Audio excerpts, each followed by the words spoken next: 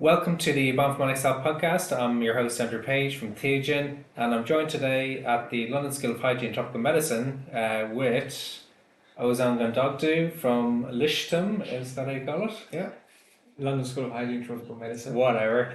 And Arnoud van Vliet from the University of Surrey. So, do you guys want to introduce yourself? Okay, I'm Ozan Gundogdu. I'm an assistant professor at LSHTM, working on bacterial pathogenesis and bioinformatics. Awesome. And I'm Arnoud van Vliet. I'm at the School of Veterinary Medicine at the University of Surrey. I've been doing lots of work on different foodborne pathogens, bioinformatics, and pretty much anything now goes nowadays. So my first question is, right, you guys know more about Campy and Campy genomics than I do. So can you tell me, why do people care about Campy in the first place? Yeah, so most importantly, Campylobacter jejuni especially is the most common cause of gastroenteritis in humans in the developed world, so in the high-income countries. And they estimate that probably 60 to 70% of gastroenteritis, human case of gastroenteritis, is Campylobacter. In the UK, they think it's about 200 to 250,000 cases per year. And that's mostly from chicken? It's mostly from chicken and from bovine sources. And the problem is that we can't get it out. So at the supermarket, the chicken that's sold at the supermarket, up to 70% will still have Campylobacter on it. If it's cooked well, that should not be a problem, but cross-contamination in the kitchen and not cooking it well may lead to Campylobacter infection, and that could give you not just diarrhea, but there are also potential long-term consequences, Guillain-Barré syndrome, which is paralysis. Yeah. Just to piggyback on what Arno said, it's always worth remembering that there's a huge food safety element, but also, incredibly, it's one of 4 global causes of diarrheal disease. Yeah. Which, when you think of that in low-resource countries and the impact it has, unfortunately, fatalities on children under the age of 5, there's a huge health burden there for us. Does it impact the chickens at all?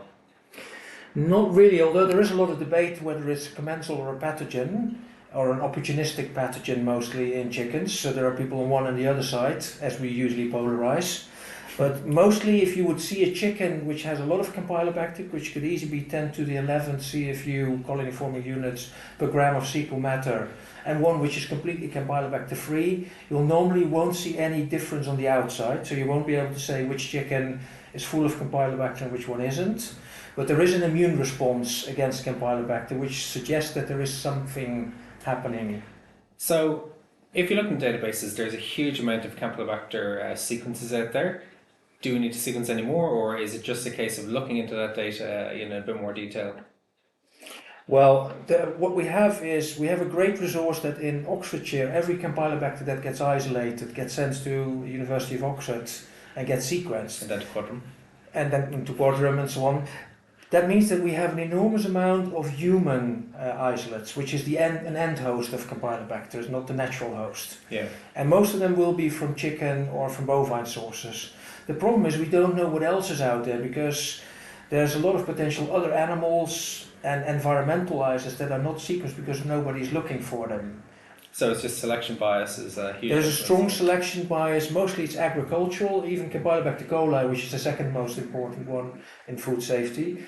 There are more pig isolates and so on, but still it's the environmental, especially the role of the environment, is underestimated because they're not looking for it. Yeah, and just to add to what Arno said there, I mean, this is the classic Campylobacter conundrum. It's a microaerophilic pathogen, which means ideally it likes 5 to 10% oxygen. The atmosphere has 19.1, 19.2% oxygen. How can it be surviving in the environment? We find it everywhere. So it must have good genetic regulatory mechanisms to counter this stressed non-ambient conditions. So how does it survive, like in the outside of packaging and stuff like that? That's the good thing. Well, if we do it on the lab, you leave it on an agar plate and you leave it outside, it will die very rapidly. On meat, suddenly it seems to transform and find some way of surviving. And they have all kind of things they've introduced in the food industry, like rapid freezing, without rapid nitrogen cooling, without having the effects of freezing, but the benefits from freezing for Campylobacter. And they have done things like steam with sound together, sonosteam. They all get Campylobacter reduced, but they all target the same Campylobacters. So we can't get rid of it in the food environment. And it seems to be able to be much happier on meat than it is on the plate. That's mad. It's what it is. And the other thing to link to that is we don't have historically we wouldn't say it's a model organism, and there's two main reasons for that. One, it's rather pedantic to grow, and also there isn't convenient animal models, so we're going to definitely say it's not a model organism. But the other thing is we don't really, there isn't a vaccine for it, and there's an Why not? Well, why not? Because one of the main reasons is that if you're going to give a chicken vaccine, you probably wouldn't give a human vaccine. If you give a chicken vaccine, that must be a seriously cost-effective vaccine for an animal that usually you're going to kill at day 35. And so, but even reducing, as Arno said, it can go up to 10 to the 9, 10 to the 10, 10 to 11 CFUs. There's been some modelling prediction that said even if you go down to like 4 logs lower, you can potentially reduce or halve the transmission rates to humans. So it's not that we shouldn't try it, it's just today been very difficult. Also, vaccines, the vaccines that have worked against Salmonella, for instance, the type of vaccines don't work against Campylobacter. Partially that may be due to the genetic variability, so whatever we use as the vaccine antigen will not be conserved in all strains. So what you may be doing is just selecting for other ones.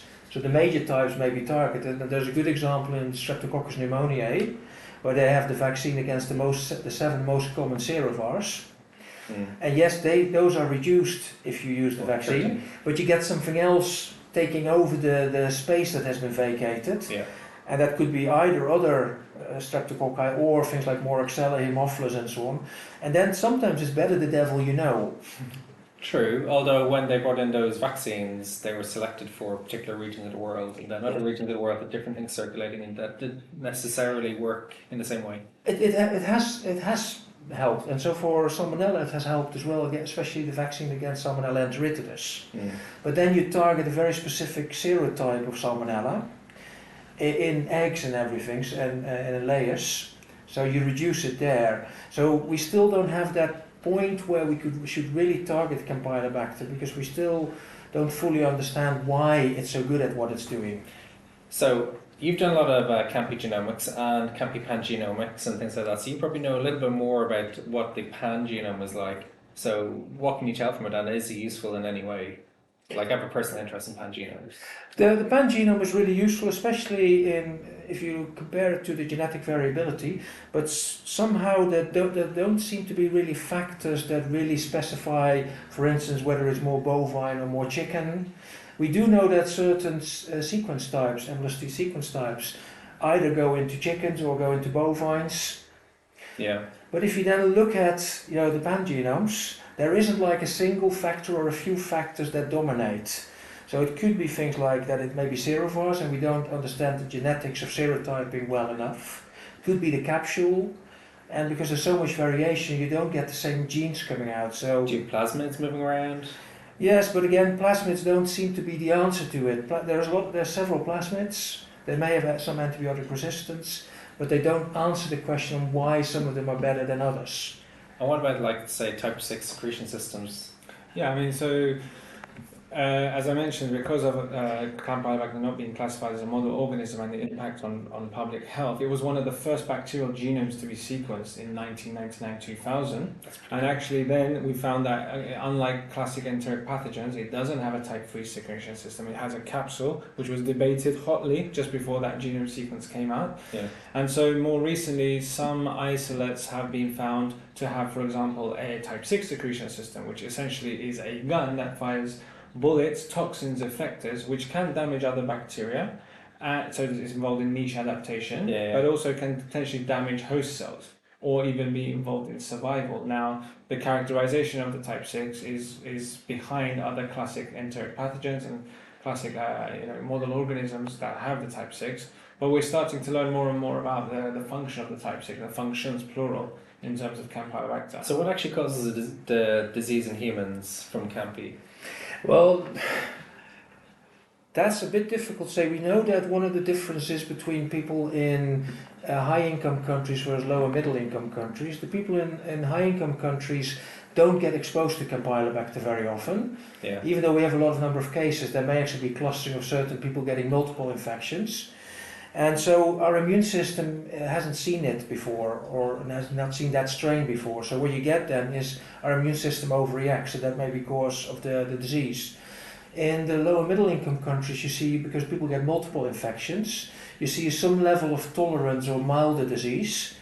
And there has been talk about that people who work in chicken houses and everything, which get exposed to Campylobacter a lot more, may actually have similar ideas there. They get sort of protected by multiple exposures, but when a new type comes in and their immune system doesn't recognize it, they may get an episode of Campylobacter again. Yeah. But that's all very much anecdotal evidence. That's the problem. But we do see a lot more watery diarrhea in lower middle income countries, and more the bloody diarrhea in high income countries. I was just going to add that the general belief of that is that due to the level of exposure and the sort of levels of the so just the amount of times that people have been exposed to the bacteria causes the watery diarrhea. But again, with children under the age of 5, if there's a diarrheal issue there, it can cause fatality. Yeah, that's of course the vulnerable categories, which would be young children, pregnant women, immunocompromised people, and the elderly are always more at risk. One thing more to say about the pangenome, because of your interest. One of the things we do see is that there seems to be certain virulence factors seem to be linked to certain sequence types. Right. So, again, not as an explanation on why certain sequence types are better than others, but you just see that the genetic variation is actually very much linked to the MLST sequence types. That's really cool. And so, a certain sequence type will have a certain virulence factor, whereas another sequence type will not have it. So you can infer maybe severity from sequence type? Well, that's the problem more, is we see certain sequence types are very much chicken specific, other ones are very much bovine specific. So that could actually be more an potential explanation on why they're better at certain animal hosts. So how does a campy get into like a chicken house when the chickens are only going to survive for a few weeks? Yeah, I mean, I've been to an industrial setup. We have linked to an industrial setup, and it is like going into a NASA space station. The level of security, but it can still get in there. It can get in there from the environment. It's potentially linked to humidity, water droplets, and then you start thinking that what's happening with the intensification of food production systems around the world, with globalization, urbanization. How is that impacting the spread of Campylobacter and actually the level of mutation and evolution of the pathogen as well? We used to have an interesting thing called finning, where people would go in at day 29 or 30 to take 25% of the birds out and already send them to processing, so that the other birds had more space to grow into and grow bigger. Yeah. And that was, of course, a big breach of biosecurity, and these people would go from farm to farm as well. So, in a way, complete madness if you think about it. Yeah. After in 2013 and 14, the Food Standard Agency actually started reporting on supermarkets how many, what percentage of birds at retail was positive for Campylobacter. And for instance, Marks and Spencer then was the first to say, well, we won't allow finning anymore. We'll only buy birds where no finning has happened. But of course, it has economic consequences because you need more space for the same number of birds. So it's not many. That's one of the problems. Is many of these interventions, at the low profit margins that you have per bird, many of these interventions that may work are actually not economically viable. So, what does the epidemiology of Campylobacter jejuni look like in the UK? Like, is it single clones that are kind of dominant everywhere, or is it very, very dispersed over multiple different STEs? It is dispersed. There are certain sequence types that pop up more. What actually seems to happen is that sequence type 21, which is like 20-25% of the isolates that they get in humans, is not necessarily that good at colonizing chickens. But it seems to be really good at surviving the food chain. Right. So the ones that colonize the chickens may not be as good as surviving the food chain, whereas 21, as long as it's there, it will become dominant during the processing and the storage time. And you hope it doesn't go backwards, and it's not a cycle, it's a one-way street. It's a one-way street, so those are the ones that we find most often in humans. And it just seems to be because they're better at food chain survival, and ultimately, that is the most important factor. You have to be in the chicken first or in the bovine to get into the race, but then it's, who has the best survival chances afterwards. And are humans a dead end host, or can camping persist in a human for long periods? So it's important to note that I wouldn't necessarily classify Campylobacter as an intracellular pathogen. Maybe it has an intracellular phase, but it's certainly not intracellular. And so I think that the human is an accidental end game for it, and so its intention is not to get into humans and survive there. There may, of course, be that through the diarrhea that goes via the sewer system that may go back into circulation, but that's much more indirect. There seems to be little human-to-human transmission. Okay. Again, that could be due to bad hand washing and everything, but it's not a major factor. The major factor seems to be food and animal contact, if you think more rurally. So if you think of the UK and you look at what ends up in people and gets sequenced in people and what is actually, say, in the environment and chickens, what's the link there? It's bovines and chicken and poultry which are the major hosts. That's where it seems to come from. And there has been a story which I still need to better study, where they thought that bovines were a source that would then get into chickens and then get into humans. Yeah. But I think we have to separate the urban and the rural routes. With the rural being more the direct contact routes, you think raw milk, contact with animals. Yeah. Whereas the urban one is much more, buying contaminated meat, cross-contamination in the chicken and in the kitchen, and eating underprepared food. And with the urban link, that's why, for example, the UK government a good few years ago now made this, with the FSA to not wash chickens that you buy from supermarkets, which caused all kinds of crazy reaction from people, because it wasn't necessarily well explained that the splashing of that water into your vegetables and your kitchen utensils could help spread. But also it actually contradicted things that many decades ago the government said to people, that you had to wash chickens. So all the people that had been told to wash chickens now said, hold on, it's the opposite. You're now telling me the opposite. So what is correct? So with Brexit, right, there is a big controversy over chlorine-washed chickens. Does that actually help keep camping under control? Like, what's it like in the US compared to the UK? Yes, it helps. What basically chlorine does is that it masks bad welfare and control issues. Does it work?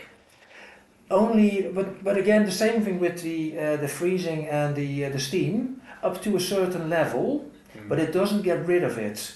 But the reason why chlorine is actually chlorinated chicken is not allowed in the EU and in Britain is not because of the chlorine, because the same chlorine residues may be on salads and everything. Yeah.